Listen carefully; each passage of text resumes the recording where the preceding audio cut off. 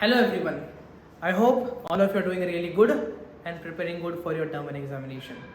This is Mr. Neeraj Kadel, Chemistry Faculty, Global IIT in Swaji Kabir branch.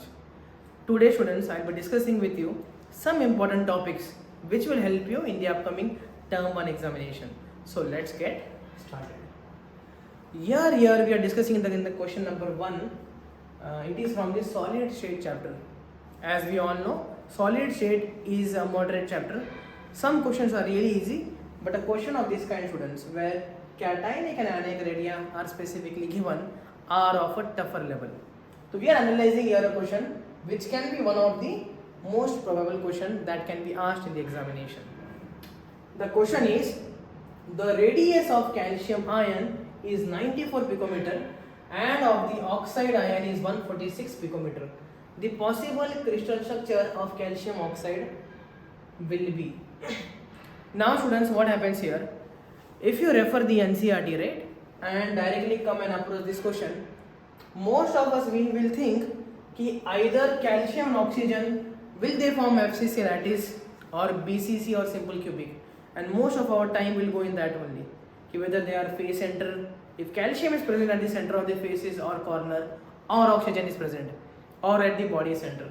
So this question takes a lot of time if our concepts are not clear, and therefore specifically mentioning the topic cationic and anionic radii and getting that logic here will help you to utilize this time very effectively and get the answer in less than 1 minute. So let's get started. Here we will see, students, first we'll write down given to understand whatever is given to us. So calcium, we all know calcium is a cation, right? So the radius of the calcium is 94 picometer. So we can write here Ca2 plus cation radius, calcium 2 plus radius given to us is 94 picometers. We all know the conversions in terms of meters. 1 picometer refers to 10 power minus 12 meters. And thus writing it, students, here 94 into 10 power minus 12 meters. This is given one, right? The first thing to us. Second point which is given to us in the question is oxide ion has the radius of 146 picometer, right? So we will write O2 minus a radius is 146 picometers, which corresponds to 146 into 10 power minus 12 meters. Now some of you may have a doubt when taking plus 2 and minus 2. So this, students, refers or depends on their valence in group number. Group number 2, periodic table metal, so plus 2 is the valency or oxidation state. Similarly, group number 16, valency will be 2 and oxidation state will be minus 2. Yeah. Now moving further, how do we approach this question here? Directly getting the concept of radius ratio. So radius of cation by anion, and directly substituting the values from this number 1 and number 2, and we are getting 94 into 10 power minus 12 meters divided by 146 into 10 power minus 12 meters. Now we know the powers are same, so we can easily cancel out this. Now 94 by 146, right? We will divide it. So just divide it. We'll divide it by the 2 first. So this will become 73 and this will become 47. Correct, students? Now moving further, let us solve this. So it will be around 0 point, right? So here if I take 0 point, it becomes 470. So 7 5s are 35, 7 6 are 42. So almost comes out to be 7 6 are. So 0 point, this will be like 73 into 6. You can do the rough calculations here. 73 into 6 will come out to be 18. 6 7s are 42 plus 1 is 438. Now remaining here is 32. Correct, students? Now 32 means if you are taking a point decimal, it becomes 320 and then 7 4s are. So roughly I am getting something around 0.64, right? We need not solve it exactly because this is not asked to us in the paper. They are asking us the possible crystal structure will be. Now when I get the radius ratio, I know the table. If the radius ratio falls in the range 0.414 to 0.732, this is the radius ratio. We know what is the kind of structure here, or the crystal will be octahedral. The shape of the crystal will be octahedral in this case, and the coordination number will be 6. Coordination number is 6. That's it. And in the given question, he had asked which the options given were tetrahedral, trigonal, octahedral, and pyramid. And easily after getting this logic, we can tell the answer is octahedral. So I hope you understood this concept. And in exam, if any of these kind of questions are asked, just refer the table and solve in this fashion. Thank you, students. Now, students, let's go to question number 2. Now we are referring to the organic chemistry part. So one of the very important topic in organic refers to the acidic and basic strength of different molecules. Now the question that can be asked in the examination may be of this kind: which of the following is the most acidic out of the 4 options? Or he may ask, arrange the following in ascending order of the acidic strength or descending order of the acidic strength, or vice versa in terms of basic strength. Okay, let's get started and understand this question here. So if I take a reference question, students, here question number 2, which of the following is the most acidic? Which of the following is the most acidic? And in exam he may give you different options. So for our reference, I am taking an options as first one, cyclohexanol. Second option is benzyl alcohol. Third option is phenol, and fourth option is metachlorophenol.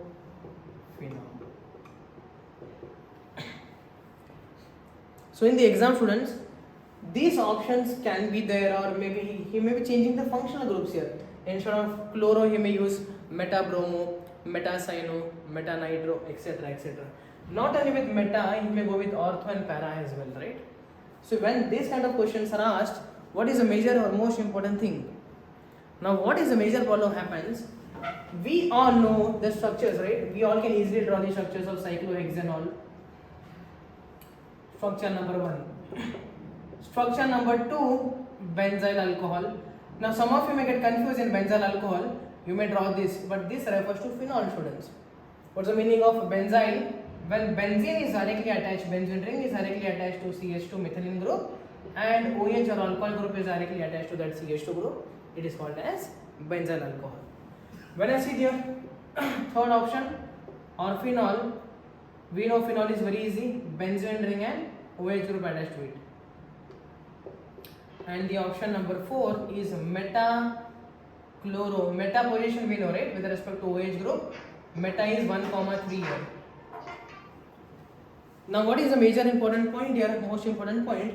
How do we all approach the question? You know, students, we directly think, yeah, this hydrogen can be replaced, these hydrogen can be replaced, these hydrogen can be replaced, these hydrogen can be replaced. So this all are acidic in nature. But the major or most important point which you all forget to analyze here is, we don't exactly understand which one will be more acidic and how should we approach this kind of questions, right?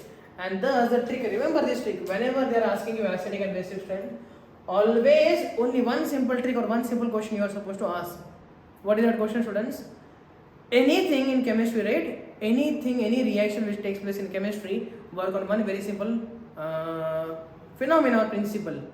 This is energy of the system which is undergoing reaction, students, decreases and the stability increases.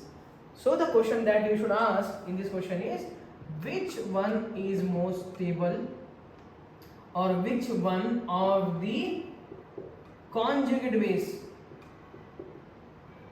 formed will be most stable?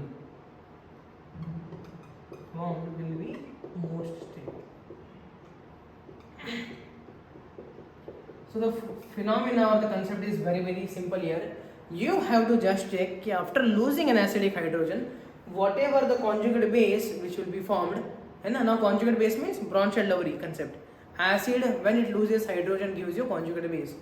So whichever conjugate base will be more stable, that will be easily formed, and if that is easily formed, it is the most acidic compound, students. So let us understand very simple. When hydrogen is given from this compound, you get this kind of a conjugate base. Here you get this kind of conjugate base. Here you get this kind of conjugate base. And finally here you get this kind of conjugate base. We all know the concept of alcohols and phenols, students, right? Phenols are more acidic than alcohols. The reason is whatever the phenoxide ion is formed is more stabilized due to minus M effect, right, or resonance effect. This electron pair undergoes mesomeric effect or resonance effect, or this electron pair is in conjugation with benzene ring, right?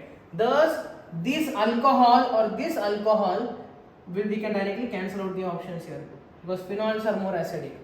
Now, when you compare the option number 3 and 4, now you have to understand the concept of mesomeric effect, minus M effect, as well as inductive effect. We know when halogens are present or electron withdrawing groups are present, students, at ortho para position, then we use resonance or mesomeric effect. But at meta position, we use inductive effect concept. And now this inductive effect, what it does, even though negative charge is present at ortho para position only, still this fellow will pull. So the electron density is pulled from the benzene ring, here, thereby decreasing the electron density on the oxygen atom here and increasing the stability. Thus, due to minus I effect here of this halogen, not minus M, remember this point here, meta position only minus I effect is used. So due to minus inductive effect, which decreases eventually the electron density or pulls the electron density from this benzene ring, thereby making this phenoxide ion little bit more stable as compared to this. If this is more stable, students, it is easily formed and thus will be most acidic, and therefore your answer will be metachlorophenol. I hope you understood. So welcome, students, and we are continuing with question number 3.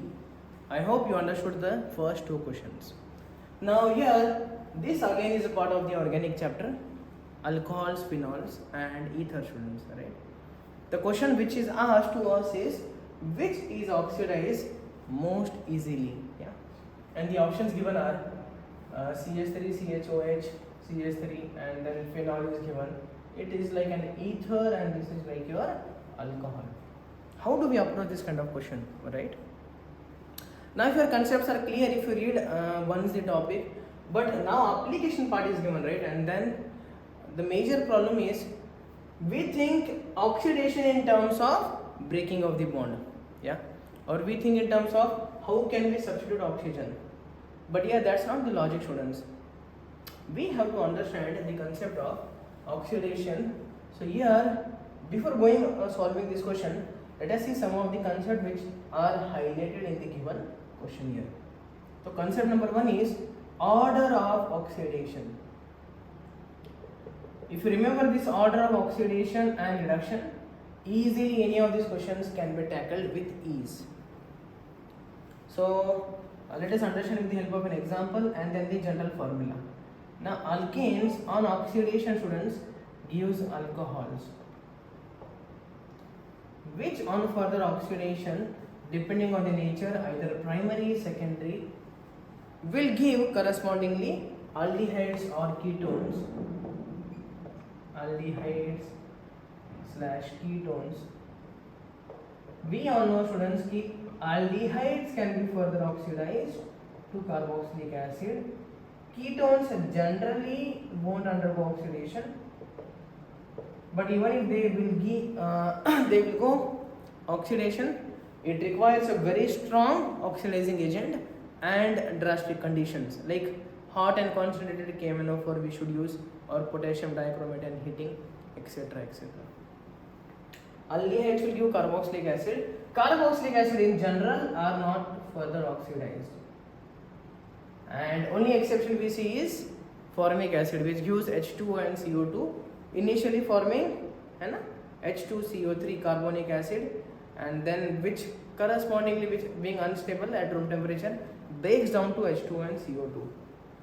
Now let us understand with an example whatever I wrote. Alkane is, if I take an example, common example of methane. So classical definition of oxidation reduction, we know there are 2 definitions, classical and modern definition. In classical definition we study oxidation being number 1, addition of oxygen, number 2, removal of hydrogen, number 3, addition of electronegative element, number 4, students, an addition of removal of electropositive element. We just have to understand or remember the logic as oxygen being more electronegative than hydrogen. So addition of oxygen refers to addition of electronegative element. Removal of hydrogen refers to a removal of electropositive element. That's the logic here. Now easily if you see CH4, if you add oxygen here, you will be getting CH3OH. So I am adding an oxygen between this bond, between carbon and hydrogen bond, I am adding one oxygen. So this is oxidation. Alkanes are giving alcohols. Now what I am doing here, removing hydrogen beta from the definition. If I remove hydrogen, there are 3 plus 1 4. If I remove 2 hydrogens from here, I will be getting HC double bond OH. This is formaldehyde or methanol in IUPAC. Further oxidation of this will be giving me carboxylic acid. Now definition I am using is addition of oxygen. And now finally it does not undergo, but this is an exception as I said you. Formic acid will give you this compound. It looks like urea, right? C double bond NH2 NH2. But here it is not stabilized. So here what happens? This undergoes resonance or shifting, and this oxygen will take this hydrogen to finally form H2 and CO2. But this is an exceptional case. Yeah. So same logic. Reduction follows the exact opposite order, students. Acids are reduced to aldehyde ketones, aldehyde ketones are reduced to alcohols, and alcohols are reduced back to alkanes. Now see, very simple. Which is oxidized more easily? Alcohols, you know now, this is secondary alcohol, goes to ketone. Phenol, ether and tertiary alcohols. Now let us understand, students. See, phenol generally cannot be oxidized. You require a very strong agent to give you benzoquinone, right? That reaction is there in NCERT as well, the 7th reaction. This is not correct because of resonance. This oxygen has a partial double bond, cannot be oxidized easily. That option can be cancelled. Ethers to oxidize, you know, right? It's very tough. You basically what you do, you first break the bond with using HI, hydrogen iodide, red phosphorus you take, then you get alkyl halide and alcohol. If you take more moles of HI, then you will be getting alkyl halide for both the moles. So here this is also not oxidized easily, the bond is stronger, CO bond. Now comes tertiary and secondary. So students, you know the order, right? Primary alcohols are easily oxidized because the bond breaking can easily take place. Secondary can be more easily oxidized than the tertiary alcohols. Using that concept, our answer is option number A. I hope you understood this part.